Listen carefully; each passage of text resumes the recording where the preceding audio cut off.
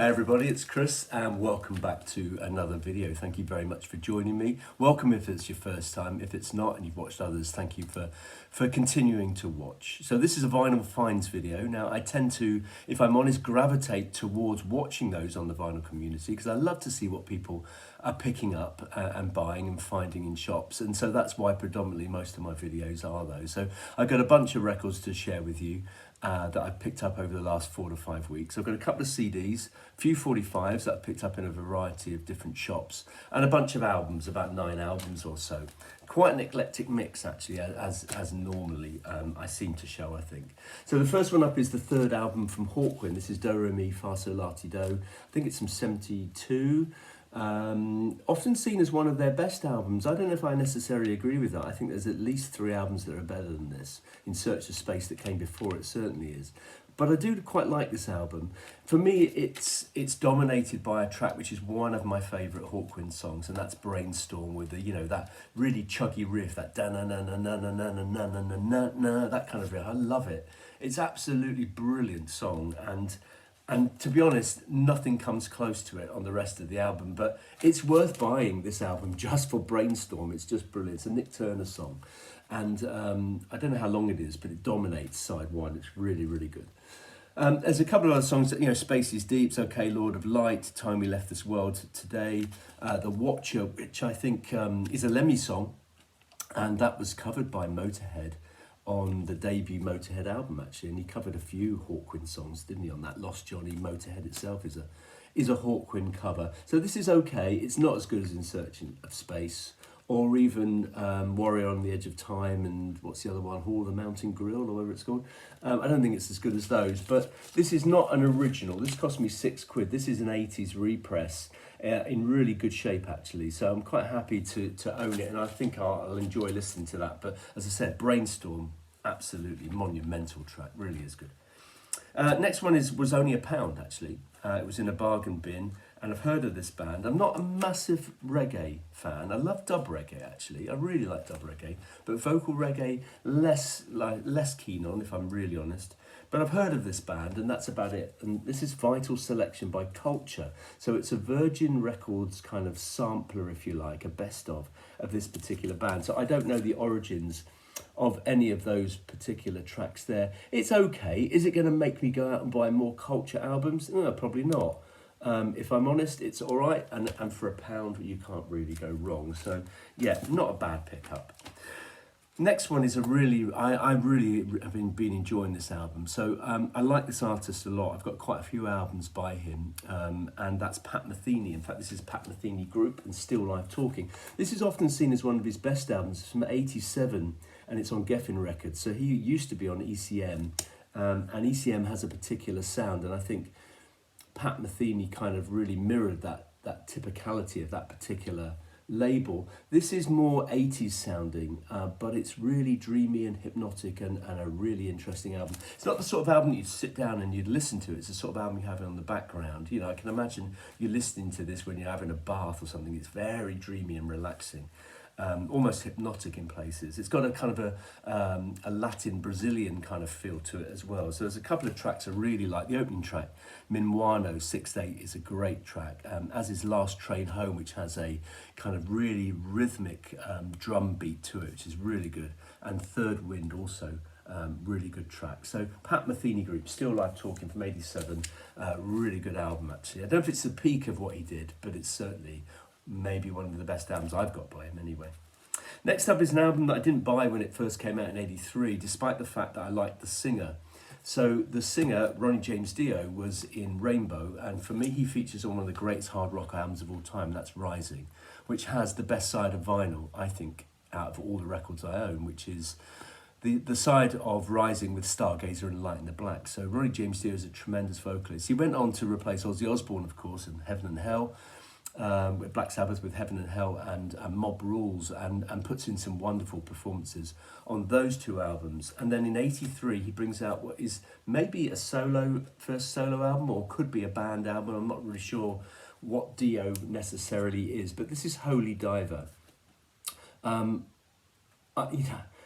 It's a dreadful cover, and Holy Diver, the track, I've heard that countless times on rock radio.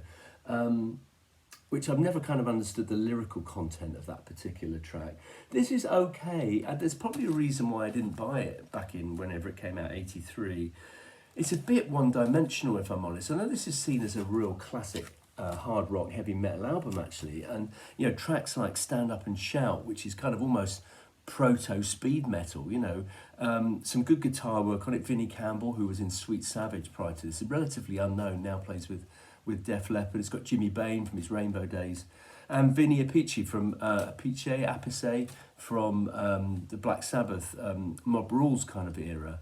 So you know, a tight band and some, you know, some quite good tight songs, but it lacks variety for me. It's kind of like pretty standard hard rock. It's all right. I don't know how many times I would play this, actually. I was a little bit disappointed in it. I kind of know of it, and I think I've heard most of the songs on it, but collectively it just didn't, or doesn't feel interesting enough. Maybe I'll give it a few more spins. Tell me what you think in the comments below, what you think of that album, actually. Anyway, next album, completely different. This I found really cheap yesterday, so I've not played it very much, and I don't know a huge amount about him, actually. So this is Thomas Dolby. This is from 82, I think, yeah, 82. This is the golden age of Wireless. This is his debut album. Now, the only thing I remember, I can't remember the song of it, Blinded by Science, I think, or something, which was kind of a little bit of a novelty hit, actually.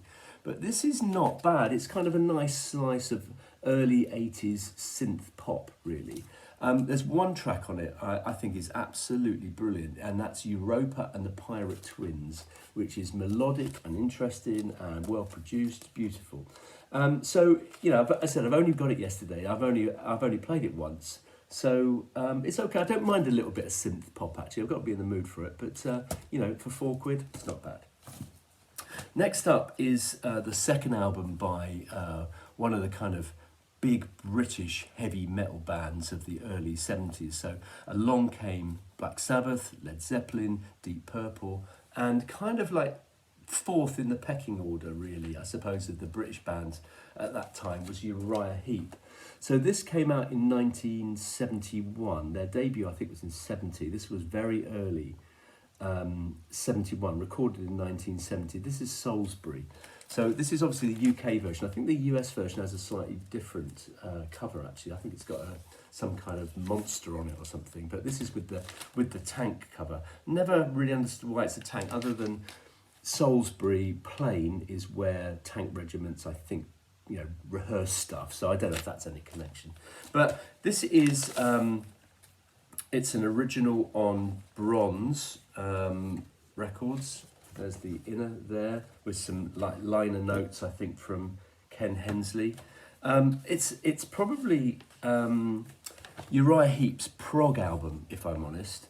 Is it as good as their debut? No. Is it as good as Look at Yourself? No, I don't think it is, but it's got some really interesting tracks on it. So Birds of Prey, which opens the album, is absolutely classic Uriah Heep, with kind of operatic vocals from Dave Byron, and you know, quite, you know, it's got a particular sound that's very Uriah Heep. One of the tracks on here, I remember seeing Uriah Heep in about 1980, something like that, so a later version of the band, and they played this track and everyone sang along with it, and that's Lady in Black. I think it was a reasonably big hit for them, I think, in Europe, actually, not in the UK, but certainly in Europe. And then High Priestess, which is a reasonably heavy song, but the title track, Salisbury, is just absolutely bonkers. It's like they sat down in the studio and thought, all right, let's just jam. What can we put into this song? I don't know. Let's have some horns, great. Let's have some brass, great. Let's have some synthesizer, mini moog. How about a wah-wah guitar solo? It's like bonkers. It's about 16 minutes. And it's just a fascinating listen, actually. I really enjoy it. So this is a good album. I like a bit of Uriah Heep, and I've always liked Dave Byron's vocals, actually, which for some people are a bit of an acquired taste, because it's kind of a little bit kind of almost operatic in its sound. But a good album. Second album from Uriah Heep, Salisbury. Now, on the last few videos, I've shared quite a few albums by this band, and I've picked up loads, and I think I've said on the last two videos, this is the last album I'm picking up by this band. And then I walk into a shop and see an album for £3, and I think, yeah, I'll get that one as well. So Wishbone Ash, this is number Number the Brave. Now, this was an album that was recommended that I should try and track down. Recommended on the comments on a couple of videos ago, and so when I walked into a shop and saw that for £3, I thought, yeah, I'll pick this up actually. So this is the first album not to feature Martin Turner on bass, and it has John Wetton on it, and John Wetton only played on one Wishbone Ash album, and Number the Brave was that album. And it's a shame that they didn't use him more actually. So he was obviously in King Crimson, he was in the band UK, he went on shortly after this actually to form Asia. So, you know, good bassist, decent singer, and he only sings on one track, which is a real shame actually, because he would really add, I think, something to this band. Underground is a really good track. It's very on Wishbone Ash, but it's a really good track. They do a version of Get Ready, the Motown track. Is it Temptations or Rare Earth or whatever? They do a version of that, and you know, it's just unnecessary really. But the track Number the Brave is a good way to finish the album. So it's not bad. It's not bad at all. As I said, they could have utilised John Wetton a little bit more. So interesting listen. The next album is by a band that I blow a bit hot and cold with actually, and I only like their early stuff.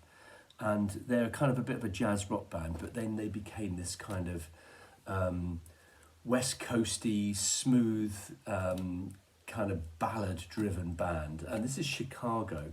So lots of us will know Chicago as If You Leave Me Now and Hard Habit to Break and all those schmaltzy kind of ballad stuff sung by Peter Cetera, who does feature on this album, as he does in all the Chicago albums, I think. So this is Chicago 7. They're really imaginative with their titles, aren't they? This is Chicago 7, and Chicago 6 that came out before this was a single album, and it was the first time I think they produced a single album. All their albums leading up to that had been doubles. In fact, one album was a triple, which I think was the live one, Chicago 4.